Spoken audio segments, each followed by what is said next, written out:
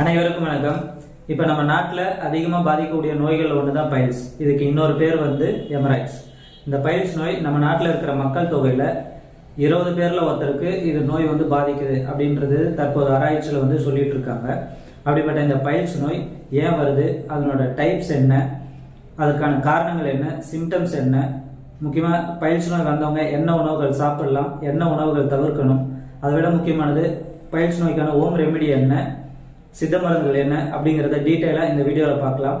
நான் உங்கள் doctor Karthikeyan, empty Siddha. பைல்ஸ்னா என்ன அப்படின்னா, ஆசனவாய் பகுதியில் மலக்குடல் இருக்கு, அங்கே ரத்த நாளங்கள், அதாவது வெயின்ஸ் சொல்லக்கூடிய ரத்த நாளங்கள் இருக்கு. அந்த இடத்துல ஏதோ ஒரு ரீசன்னால வீக்கம் அடையும். வீக்கம் அடைந்து அந்த சதை பகுதிகளும் சேர்ந்து வீக்கம் அடைந்து ஆசனவாய் பகுதியிலிருந்து வெளியில் வர ஆரம்பிக்கும். இதுதான் வந்து பைல்ஸ் நோய்னு சொல்லுவோம். சிலருக்கு இந்த வெயின்ஸ் வந்து டேமேஜ் ஆகி வெடிச்சு பிளட்டும் வெளியில் வர ஆரம்பிக்கும். இதுதான் பைல்ஸ்ன்னு சொல்லுவாங்க. அடுத்து பைல்ஸோட டைப்ஸ் என்ன அப்படின்னு பார்த்தீங்கன்னா, பைல்ஸில் வந்து பொதுவாக 2 டைப்ஸ் சொல்லுவாங்க. இன்டர்னல் பைல்ஸ், எக்ஸ்டர்னல் பைல்ஸ் அப்படின்னு சொல்லுவாங்க. இன்டர்னல் பைல்ஸ் வந்து உள்ளே இருக்கும், வெளியில் எதுவும் வந்து தெரியாது. அவங்களுக்கு வந்து ஆசனவாய் பகுதியில் வலி மட்டும் தெரியலாம். எக்ஸ்டர்னல் பைல்ஸ் வந்து ஆசனவாய் பகுதி வெளியில் சதை மாதிரி நீண்டுட்டு இருக்கும்.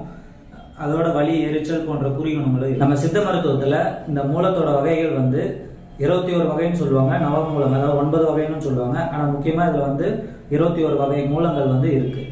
அடுத்து இந்த பைல்ஸில் வந்து கிரேட் வைஸாக வந்து 4 கிரேட் வந்து பிரிப்பாங்க.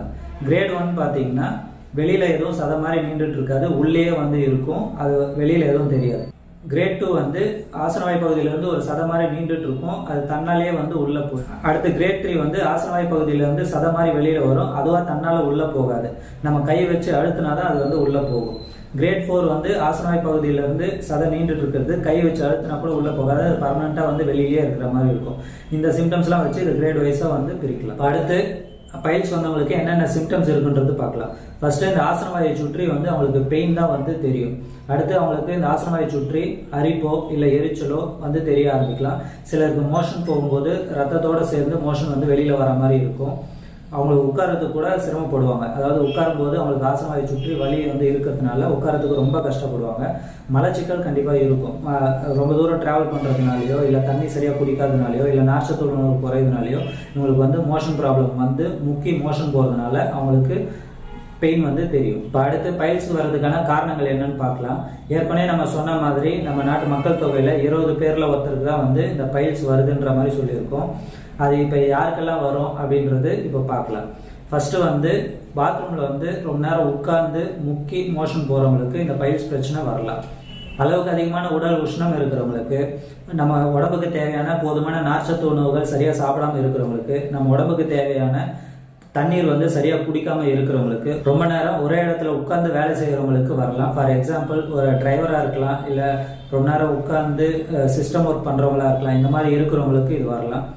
இப்போ அதிகமான வந்து உடல் எடை வந்து தூக்குறவங்களா இருப்பாங்க, வெயிட் லிஃப்டிங் இருப்பாங்க, அந்த மாதிரி இருக்கிறவங்களுக்கோ இல்லை வந்து அளவுக்கு அதிகமான உடல் எடை இருக்கிறவங்களுக்கு இது வந்து வரலாம்.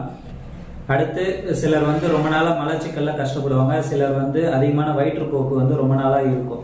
இந்த மாதிரி கண்டிஷனில் இருக்கிறவங்களுக்கும் இந்த பைல்ஸ் ப்ராப்ளம் வரலாம்.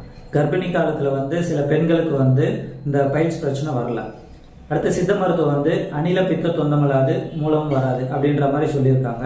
இதில் வந்து என்னென்னா வாதமும் பித்தமும் சேர்றதுனால இந்த பைல்ஸ் பிரச்சனை வருது அப்படின்ற மாதிரி சொல்லியிருக்காங்க. ஸோ இந்த பைல்ஸ் பிரச்சனை வர்றதுக்கு முக்கியமான ரீசன் நம்ம அளவுக்கு அதிகமான கேஸ்ட்ரிக் ப்ராப்ளம் இருக்கிறவங்களுக்கோ அளவுக்கு அதிகமான உடல் உஷ்ணம் ப்ராப்ளம் இருக்கிறவங்களுக்கோ இந்த பைல்ஸ் பிரச்சனை வரும்.